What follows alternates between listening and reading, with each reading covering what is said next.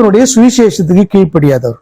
அதுலேயே 17ஆம் வசனத்துல 2வது பகுதியில இப்படி விஷயம் காணப்பட்டது என்றால், தேவனுடைய சுவிசேஷத்திற்கு கீழ்ப்படியாதவர்களுடைய முடிவு என்னமா இருக்கும்?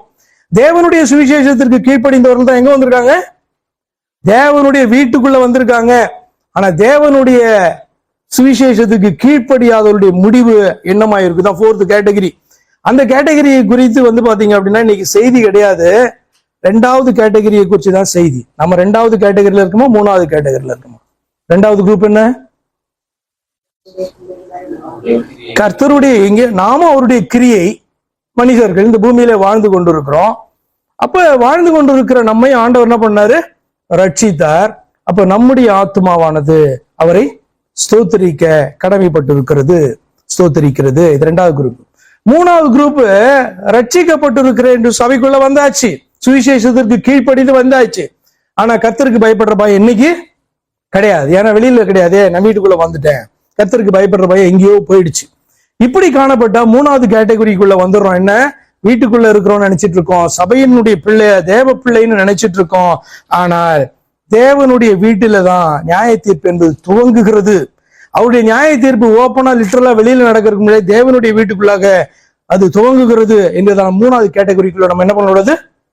ஒருபோதும் போகக்கூடாது. அவர் மேல என்ன பயபக்தியோடு பக்தியை வைத்தபடினால் ரட்சிக்கப்பட்டோமோ அந்த பயபக்தியை நம்ம மண்ணுக்குள்ள போற வரைக்கும் இருக்கணும். இல்லைன்னா தேவன் இறங்கி வர்ற வரைக்கும் அந்த பயபக்தி நமக்குள்ள காணப்படணும். என்ன பயபக்தி? ரொம்ப சிம்பிள்.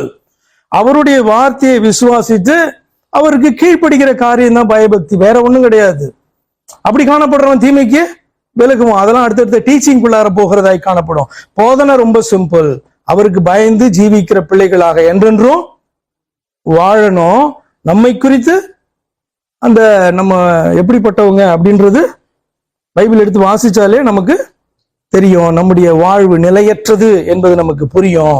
அப்போ ஆட்டோமேட்டிக்கா கர்த்தரை தேடணும். என்னைக்காவது ஒரு நாள் தேடுறது கிடையாது, எப்பயாவது தேடுறது கிடையாது. கர்த்தரை அனுதினமும் தேடணும். எப்பயாவது ஆத்மாவரை ஸ்தோத்திரிக்கிறது கிடையாது. எப்பொழுதும் வெளியில வாயை திறந்து சொல்றீங்களோ இல்லையோ, உள்ளுக்குள்ளார அந்த எண்ணம் எப்பொழுதும் உங்களுக்கு காணப்பட்டுச்சு அப்படின்னு சொன்னாலே நீங்க ரட்சிப்பை அறிந்தவர்களாக, திருப்தி அடைந்தவர்களாக. திருப்தினா என்ன அர்த்தம்? என்ன நடந்தாலும் பரவாயில்ல, இன்னைக்கு என்ன நடந்தாலும் பரவாயில்ல, நாளைக்கு என்ன நடந்தாலும் பரவாயில்ல, கர்த்தர் எப்போ வந்தாலும் பரவாயில்ல, நான் எப்போ மரித்தாலும் பரவாயில்ல, நான் உந்தல் உயிர்த்தெழுதல்ல பங்குள்ளவனாக எழுந்துரைப்பேன் என்கிறதான காரியம் தான் நம்மளை திருப்திப்படுத்துகிற காரியம். அப்ப அவர் நம்மளை திருப்திப்படுத்தி இருக்கிறார் ஆத்மாவனா என்ன அர்த்தம்?